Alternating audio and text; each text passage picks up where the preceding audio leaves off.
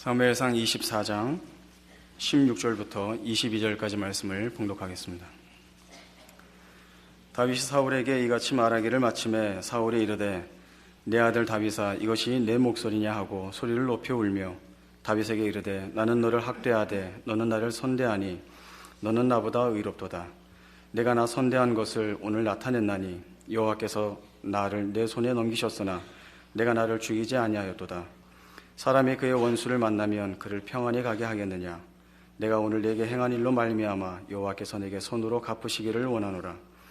보라 나는 내가 반드시 왕이 될 것을 알고 이스라엘 나라가 내 손에 견고히 설 것을 아노니 그런즉 너는 내 후손을 끊지 아니하며 내 아버지의 집에서 내 이름을 멸하지 아니할 것을 이제 여호와의 이름으로 내게 맹세하라 하니라.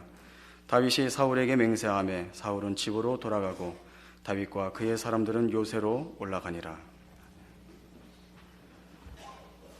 오늘 사무엘상 24장 내용에는 이제 다윗을 추격한 사울이 이제 피곤해서 어느 동굴에 들어가 잠을 자게 되었고, 먼저 동굴로 피신했던 다윗이 그를 죽일 기회가 있었으나 죽이지 않고 그 겉옷만 베어 가지고 나와서 사울에게 자신의 무죄함과 또는 사울을 향한 공격성이 없음과 또 하나님께서 자신과 왕 모두에게 말하자면 온전한 복을 주시기를 바라는 겸비한 그 모습을 보이고 있는 그런 장면입니다. 사울은 이 상황과 다윗의 그 진심 어린 그 자신을 향한 그 발언에 대하여 말하자면 감동을 하는 것이 아니고 무너집니다. 사무엘상은 내내 사울과 다윗 간의 그 일종의 대치와 또 대조와 그런 것들을 보여주는데, 마지막에 사울이 죽는 장면까지도 사울이 다윗의 공격에 의해서 죽지 않습니다. 사울도 하나님께서 세우신 왕이고 이제 사울을 사실상 폐위하고 하나님께서 다윗을 그 후임으로 세웠지만 다윗은 한 번도 사울과 그 권자를 놓고 다투지도 않았고 또는 자기를 공격하는 데 대하여 보복하지도 않습니다. 다윗은 주어진 형편에서 그저 도망다니는 모습으로만 여기 나오고 있고, 사울은 그의 모든 힘을 동원하여 왕권을 가지고 나라를 다스리기보다 오직 개인적인 자리를 지키는 것과 또는 그 이해관계에 얽혀 있는 모습으로 보입니다. 그리고 그 모든 부끄러움에 대한 자신의 못남에 대한 확인과 고백이 여기 등장하는 것입니다. 그래서 16절과 17절은 굉장히 중요합니다. 다윗이 사울에게 이같이 말하기를 마침에 사울이 이르되 내 아들 다윗아 이것이 내 목소리냐 하고 소리를 높여 웁니다. 그러니까 다윗의 울음은 이런 것이지요. 사울의 울음은 아까도 말씀드린 것 같이 다윗의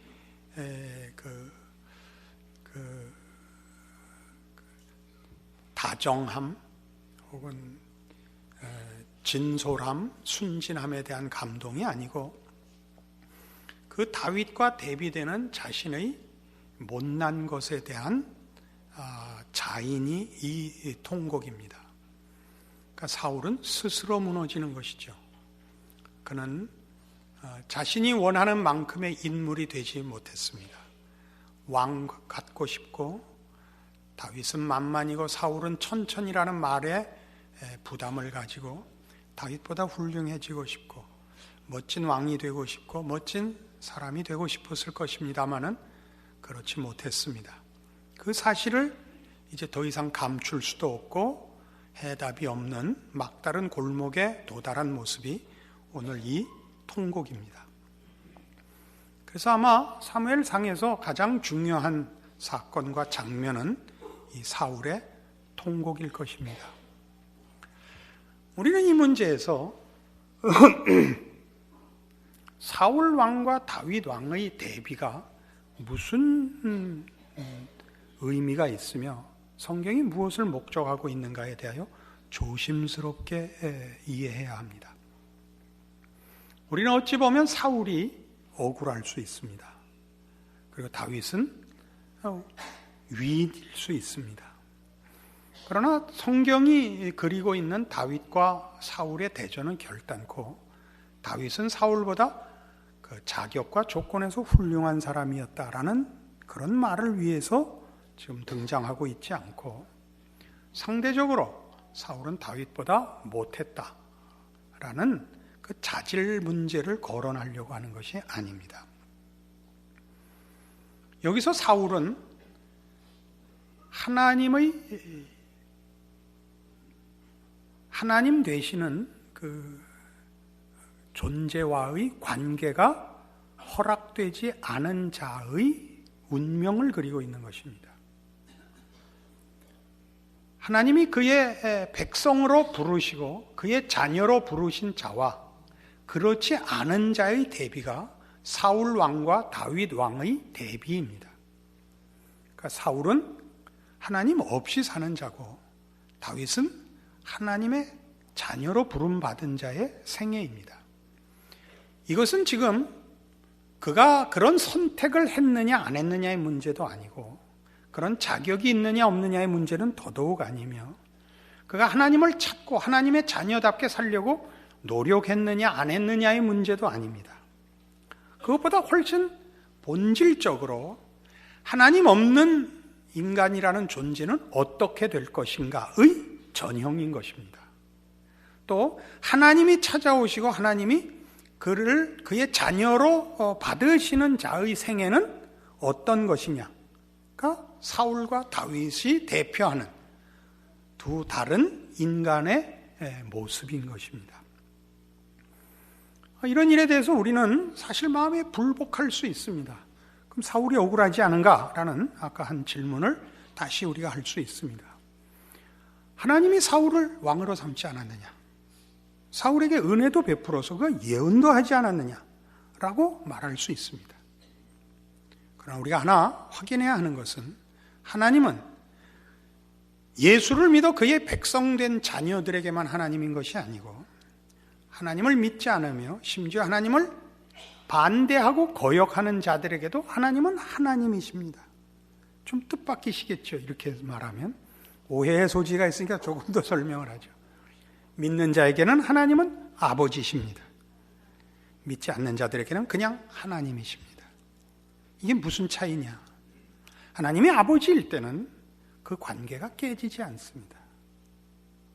우리의 어떠한 못남으로도 하나님이 한번 우리를 그의 자녀로 삼으시면 그 관계는 부자지간으로 우리가 유추해 볼 수 있는 것보다 훨씬 깊은 사랑의 관계로 실패할 수 없는 그리고 절망으로 끝날 수 없는 운명이 됩니다.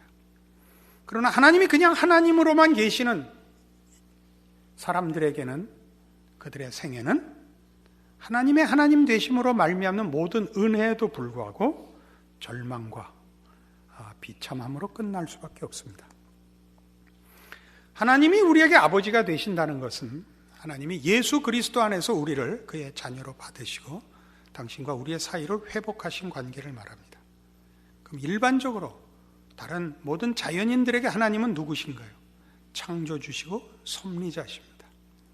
하나님은 우리가 믿든 안 믿든 인정하든 인정하지 않든 하나님은 유일하신 온 우주와 존재들과 역사의 유일한 주인이십니다. 하나님의 허락 없는 존재, 사건, 역사는 없습니다. 이 하나님은 하나님으로서의 자비하심과 은혜로우심을 감추지 않으시며 제한하지 않으십니다. 모든 존재들에게 생명을 주시고 주신 생명이 유익하도록 모든 은혜를 베푸십니다. 우리 인간 세상을 놓고 얘기하자면 하나님을 알든 모르든 인간에게, 인류에게 하나님은 생명을 주셨고 그 생명을 유지할 능력을 주시며 환경과 조건을 주십니다. 더더욱 그것보다 더 높은 것도 주십니다. 윤리를 주시고 도덕을 주시며 질서를 주시고 양심을 주시고 지식을 주시며 그리고 온갖 물질적인 필요들로 충만케 하십니다. 하나님이십니다.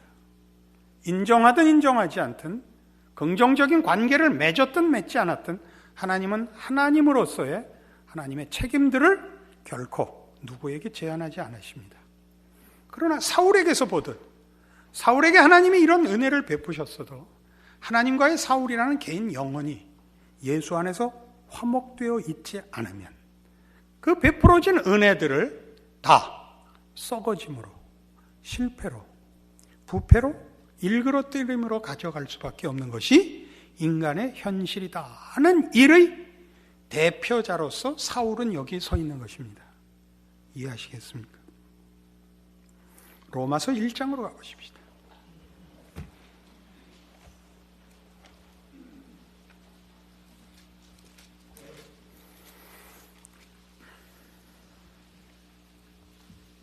(238페이지) 신약성경 로마서 1장 14절입니다. 헬라인이나 야만인이나 지혜 있는 자나 어리석은 자에게 다 내가 빚진 자라. 그러므로 나는 할 수 있는 대로 로마에 있는 너희에게도 복음 전하기를 원하노라. 내가 복음을 부끄러워하지 아니하노니 이 복음은 모든 믿는 자에게 구원을 주시는 하나님의 능력이 됨이라.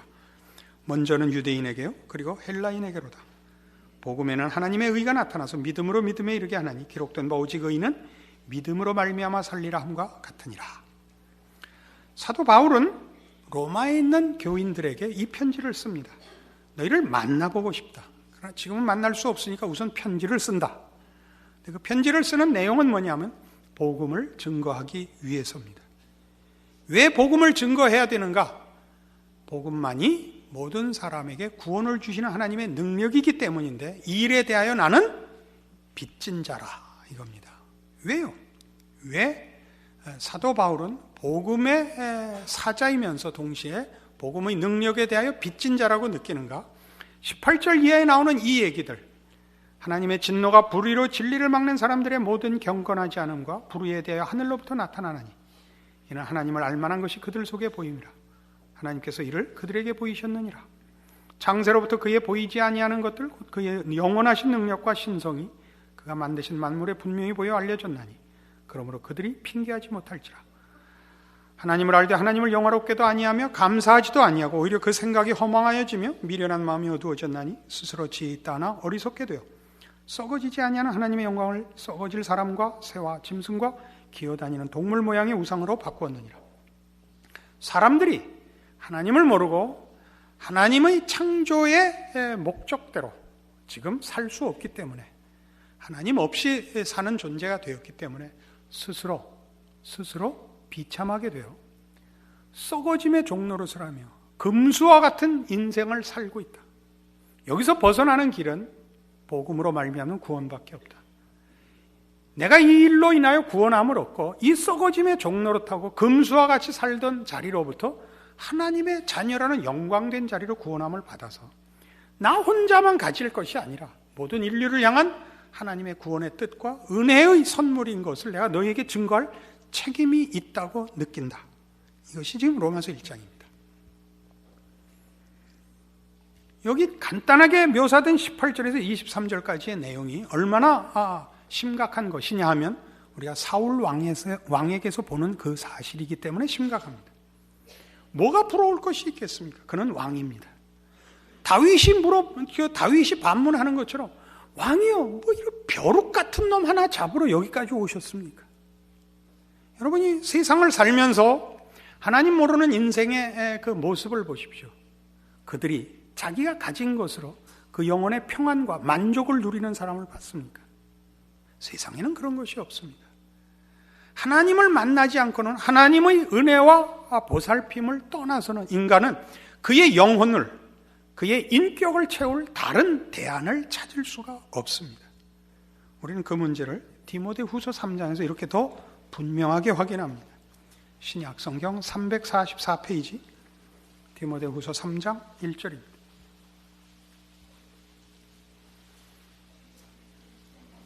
너는 이것을 알라. 말세에 고통하는 때가 이르러 사람들이 자기를 사랑하며 돈을 사랑하며 자랑하며 교만하며 비방하며 부모를 거역하며 감사하지 아니하며 거룩하지 아니하며 무정하며 원통함을 풀지 아니하며 모함하며 절제하지 못하며 사나우며 선한 것을 좋아하지 아니하며 배신하며 조급하며 자만하며 쾌락을 사랑하기를 하나님 사랑하는 것보다 더하며 경건의 모양은 있으나 경건의 능력은 부인하니 이 같은 자들에게서 네가 돌아서라.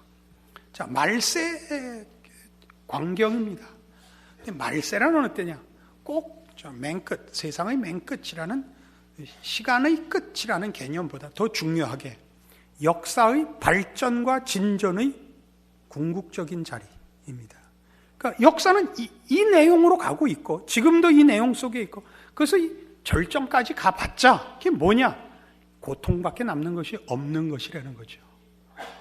세상은 그렇습니다. 세상이 만들어내는, 하나님 모르는 인간이 만들어내는 역사는 여기서 벗어날 수가 없습니다. 그건 다 뭡니까? 비정한 것들입니다. 우리가 지금 살고 있는 현대 사회가 그렇지 않습니까? 비정합니다. 우리는 이해관계와 효율성 외에 아무것도 가치를 인정하지 않습니다. 우리는 사람이 속 얘기를 하는 걸 좋아하지 않습니다. 진심을 얘기하면 불편합니다. 그가 진심을 얘기하면 그 진심에 맞는 반응을 해야 되는데 진심을 순진하게 이렇게 받을 여유가 우리에게 없습니다. 짜증이 납니다. 그렇지 않습니까? 아닌 것 같은 표정을 지으십니다. 누가 고통을 호소할 때 제대로 들어본 적이 있습니까? 아니, 내가 고통을 호소했더니 상대방이 정말 측은하게 너 참 고생 많이 했구나, 괴롭겠구나, 그런 사람 봤습니까? 누구나 이렇게 합니다. 나 발가락이 부러졌어. 야, 나 봐, 난 발모가지가 부러졌어. 서로 자기의 더 심한 고통을 토로하지 누가 남의 고통과 남의 고독에 대하여 접수할 여유가 있습니까? 없습니다. 우리 모두의 책임이 아니라고요? 아닐 수 있습니다. 그러나 현실입니다. 우리는 그 소용돌이 속에 있습니다. 우리는 조그만 치의 여유가 없습니다. 우리에게서는 온기가 없고 자비, 겸손 이런 것들 없습니다. 우리는 다 바쁩니다. 왜 이렇게 바쁜가 모릅니다. 모두가 급하고 이것 자체를 놓고 싸우자는 얘기가 아닙니다. 신경질적이지 말자, 너무 사납지 말자, 이렇게 윤리를 운운하자는 것이 아닙니다. 무엇을 만들어내고 있는가를 보시라 말입니다. 하나님 없이는 인간은 만들어낼 것이 없습니다. 여기 있는 대로 비정합니다. 거기다 하나 더 붙여야죠. 비열합니다. 아, 이거 좋지 않은데 아멘 하시는 그 속도 얼마나 상하시겠습니까? 그렇죠? 우리 정말 그렇습니다. 우리는 비열하고 우리는 비정합니다. 현대인들의 삶의 모습은 이런 그 사회가 사회가 조성한 이런 풍조는 교인들이라고 해서 그 영향에서 자유롭지 않습니다. 그러니까 현대 사회의 교회들은 옛날같이 진지한 관계가 굉장히 어렵습니다. 익명성을 서로 요구합니다. 그죠? 교회에 등록을 해도, 교회에 나와도 등록을 거부하고, 등록을 해도 귀찮게 하지 말아줄 것을 단서에 붙입니다. 아는 척하지 말 것, 전화하지 말 것, 신방하지 말 것. 그건 뭐 사실은 제가 잘하는 것 중에 하나입니다. 그리고 한 10년 되면 승질을 부립니다. 아니 10년이나 됐는데 목사님 아는 척도 안 하세요. 그러지 말자 그랬잖아요. 그러지 말자. 우리도 모르게 우리도 이 세상과 이 시대에 물들어 있습니다. 그래서 아무리 같은 신앙과 사실은 얼마나 고급한 복된 소망 속에 살고 있습니까마는 이 시대에 한 교회 다닌다고 해서 속을 털어놓는 사람은 드물 겁니다. 그런 교제를 할 수가 없습니다. 이 사람들만 합니다. 철없는 사람들만. 그죠? 기도하면 모든 것이 된다고 믿는 사람들만. 사실 그렇게 믿어야 됩니다. 그런데 그게 고급한 게 아니라 단순하게 구구단 외우듯이 되는 줄 아는 사람들만 속 얘기를 하는데, 그때 속 얘기는 그러니까 진짜 속 얘기가 아닙니다. 본인이 속여서 진짜가 아닌 게 아니라 본인이 아직 진짜 인간의 고민과 인생의 저 깊은 경험이 없이 이렇게 반짝반짝 작은 별 하는 수준에서 내게 강 같은 평화 수준에서 진심을 서로 주고받고 왜 얘기가 안 되는지 이해를 못하는 겁니다. 왜 안 되는 겁니까? 지능이 낮아서 그런 겁니다. 우리는 훨씬 더 지독한 상황에 현실에 사실은 직면해 있습니다. 이게 사울로 대표되는 사울의 인생으로 그 전형화된 하나님 없는 자의 비극입니다. 그래서 성경은 이 복음을 어떤 식으로 설명을 하느냐 하면 로마서 3장으로 돌아오셔서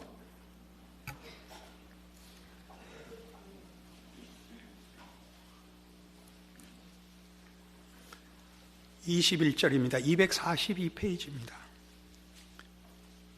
이제는 율법에 하나님의 한 의가 나타났으니 율법과 선지자들에게 증거를 받은 것이라 곧 예수 그리스도를 믿음으로 말미암아 모든 믿는 자에게 미치는 하나님의 의인이 차별이 없느니라.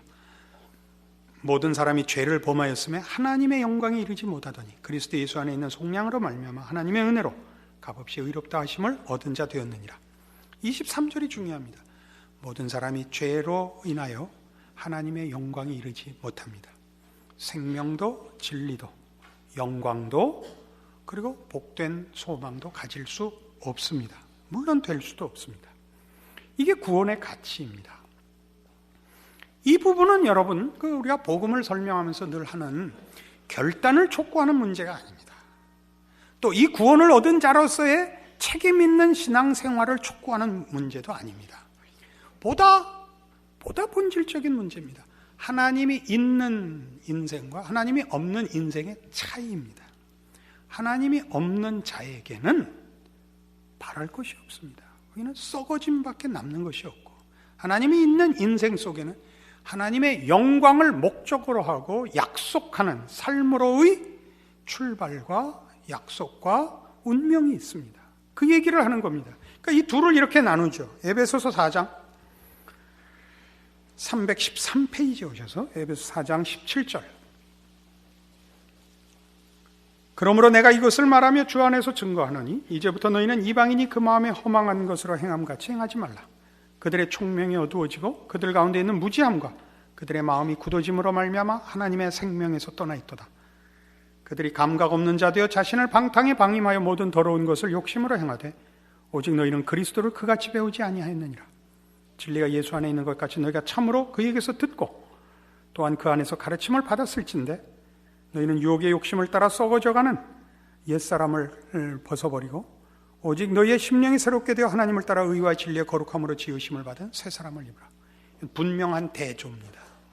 어떤 대조죠? 허망하게 살고 썩는 것이 다인 존재로부터 예수 그리스도 안에서 새 생명으로 부름받은 존재의 대조입니다. 그러니까 우리가 지금 사울 왕에서 보는 것은 하나님 없는 인생의 허망함입니다. 그는 아무리 많은 것을 가지고 있어도 결국은 썩는 것으로, 부패하는 것으로, 멸망하는 것으로 끝이 납니다. 다윗의 생애는 사울보다 다윗이 자격과 조건에서 더 낫다는 얘기를 성경에 하려고 하는 것 아닙니다. 하나님과 관계를 회복한, 아니 하나님이 찾아온 존재와 인생은 하나님의 하나님 되시는 영광과 승리의 운명으로 인도함을 받으며 그렇게 갈 수밖에 없다를 대조하고 있는 것입니다. 그러니까 오늘 여러분들이 확인해야 하는 건 그겁니다. 여러분들이 여러분 자신을 기본적으로 어떻게 예수를 믿게 됐는지, 어떻게 신자가 되었는지에 관한 얘기가 아니고, 그러니까 여러분의 결단과 각오의 문제도 아니고, 그리고 어떻게 살아야 되느냐 하는 무슨 신자로서의 책임을 지금 논하고자 하는 것이 이 사울과 다윗의 대조가 아닙니다. 우리는 누구냐 하는 것입니다. 로마서 5장에서는 이렇게 얘기하죠. 자꾸 왔다 갔다 해서 죄송하지만 그래도 이건 찾아보셔야 됩니다. 244페이지 로마서 5장 1절과 2절을 보십시오. 우린 이겁니다. 그러므로 우리가 믿음으로 의롭다 하심을 받았으니 우리 주 예수 그리스도로 말미암아 하나님과 화평을 누리자. 또한 그로 말미암아 우리가 믿음으로 서 있는 이 은혜에 들어감을 얻었으며 하나님의 영광을 바라고 즐거워하느니라. 이 기쁨을 확인하십시오. 하나님의 영광을 바라고 즐거워하는 자리에 우리가 있습니다. 우리의 자격과 조건을 논하는 자리가 아닙니다. 사울은 어떻게 해서 실패로 그의 인생을 끝냈는가? 다윗은 어떻게 해서 그의 인생을 승리케 했는가의 대조가 아닙니다. 하나님이 있는 자와 없는 자의 비교할 수 없는 차이요, 극단적인 대조입니다. 우리는 어떻게 하다 예수 믿었는지 사실은 우리는 모릅니다. 우리가 알고 있는 것은 내가 지금 예수 그리스도를 보내신 하나님 아버지를 믿고 알고 있다는 사실입니다. 그러면 우리는 다른 자입니다. 우리의 신앙이 얼마나 신앙인 다우냐 하는 문제를 지금 논할 필요 없습니다. 지금 다만 무엇만을 확인해야 되느냐 하면, 그래서 나는 얼마나 놀라운 존재인가입니다. 사울을 흉볼 거 없이, 또 다윗의 다윗된 것을 어떤 조건을 추적하여 분발의 조건으로 삼으려고 하는 노력하지 마시고, 다윗을 부르셨기 때문에 다윗이 승리할 수밖에 없고 가장 영광된 자리에 갈 수밖에 없는 바로 그 구원을 하나님 예수 그리스도 안에서 나에게 주어서 내가 오늘 이 자리에 앉아 있다는 사실입니다. 엄연한 현실입니다. 모든 믿지 않는 사람들에게 아까 얘기한 로마서 1장 18절에서 23절의 내용이 사실이며, 디모데후서 3장 1절에서 5절까지의 내용이 사실이며, 에베소 4장 17절에서 19절까지의 내용이 사실이듯이 모든 예수를 믿는 자들에게 로마서 1장 2절이 사실이며, 에베소 4장 20절 이하의 말씀이 사실인 것입니다. 그것은 우리에게 내려진 명령 이전의 우리의 우리된 존재론적인 하나님 앞에 받은 구원의 내용입니다. 여러분을 자격과 능력으로서 자신의 신앙을 점검하기 시작을 하면 여러분 중에 누가 자신이 있겠습니까? 우리는 당연히 신자다워야 합니다. 그렇지만 우리의 신자다움은 신자가 되었기 때문에 생겨난 문제입니다. 신자가 된 기쁨을 놓치고 신자다움을 논하는 것으로 신자 된 것을 의심하기 시작하면 그 다음에 남는 것이 없습니다. 그러면 신자인데 평생을 자책만 하다 살게 됩니다. 여러분 사실 생각해보면 여러분들이 생각하는 것보다 여러분들이 훨씬 괜찮은 사람이 된 증거가 있습니다. 예수를 믿고 하나님의 자녀가 되면 근본적으로 이 차이가 생깁니다. 여유가 있습니다.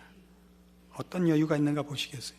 세상 사람들은 아까도 얘기한 것 같이 발가락이 부러졌다 그러면 발목 부러졌다 그러고, 발목 부러졌다 그러면 무릎 부러졌다고 얘기를 하는 것이 세상 사람들입니다. 왜요? 양보할 게 없으니까. 뭐가 있어야 양보를 하죠. 예수를 믿고 하나님의 자녀가 되면 지금 다윗이 사울에게 하는 것처럼 뭐든지 양보할 수 있습니다. 그는 왕으로 기름 부음을 받았으나 왕권을 위하여 자기가 싸우지 않습니다. 자기가 사울에게 보복을 하지도 않습니다. 하나님이 그의 편에 서 있기 때문입니다. 하나님을 소유한 것이 다 소유한 것이지 왕권을 가지거나 더 많은 지식을 가져야 하나님이 나한테 오는 것은 아니지 않습니까? 하나님 안에 들어온 것이 모든 것입니다. 왕이 되느냐 마느냐는 다음 문제인 것입니다. 사실은 기독교 신자만이 양보를 할 수 있습니다. 여러분은 질 수 있습니다. 그죠? 빼앗길 수 있습니다. 왜요? 우리에게서 뺏어갈 수 있는 것은 이것밖에 없습니다. 세상 것이요. 하나님께 속한 것은 뺏어갈 수가 없고 마르지 않습니다. 그것이 신자의 인격과 삶의 특징입니다. 어디서 놓친다고요? 자격을 논하다가 놓칩니다. 언제 우리가 구원을 얻었느냐? 우리가 아직 죄인 되었을 때 그리스도께서 우리를 위하여 죽으심으로 아버지께서 우리에 대한 자기의 사랑을 확증하는 겁니다. 사랑한다는 건 놀라운 것입니다. 자격과 조건을 묻지 않습니다. 우리가 죄인이었을 때라는 것은 우리가 하나님에 대하여 무지했을 때, 관심 없었을 때, 외면했을 때, 그가 없는 것처럼 살았을 때, 심지어 그를 반대했을 때, 그때도 하나님은 우리를 사랑하셨답니다. 그때 이미 우리가 돌이키고 회개해서 사랑한 것이 아닙니다.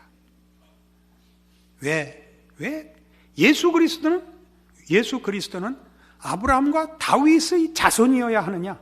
여기에 그 이유가 있습니다. 왜 다윗의 자손이어야 하느냐? 그는 모든 하나님께서 부르는 자들, 하나님이 은혜를 베푸시고 사랑하사 부르시는 자들에 대한 하나님의 신실하심과 그 사실과 사랑의 증거여야 하기 때문입니다. 그래서 그는 다윗의 자손으로 오십니다. 이 사실을 명심하십시오. 그래서 여러분의 신자된 인생을 기쁨으로 늘 먼저 생각하십시오. 우리는 신자답지 못했다고 느끼면 하나님 앞에 와서 용서를 구하면 됩니다. 그러면 다시 회복이 됩니다. 세상 사람들은 용서를 구할 데가 없습니다. 어디 가서 무슨 문제로 회복할 것입니까? 회복할 본체가 없는데. 그래서 사울은 웁니다. 뭐라고 고백을 하면서 울어요? 네가 나보다 의롭다. 그는 아무것도 만들어낼 수도, 아무것도 새로운 기회가 주어진다고 한들 그는 아무것도 붙들 것이 없습니다. 그런 차원에서 다윗의 생애로 대표되는 신자의 생애와 신자의 존재는 놀라운 것입니다. 여러분은 감사할 줄 아셔야 됩니다. 기뻐하십시오. 누가 못났다고 손가락질하거든 너는 몰라도 돼. 그렇게 웃으십시오. 그런 것이 믿음입니다. 우리는 너무 강박관념에 있는 것이 아닌가 싶습니다. 위인이 되려고 하지 마십시오. 누리시는 자가 되십시오. 기도하십시다. 하나님 아버지 은혜를 감사합니다.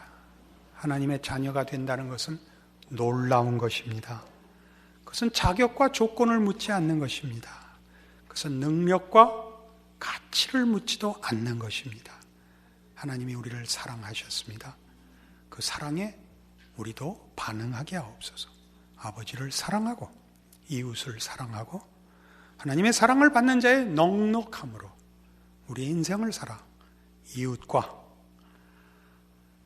가족과 믿음의 형제들과 웃으며 위로하며 나누며 사는 복된 하나님의 자녀된 삶을 사는 우리들 되게 하여 주시옵소서.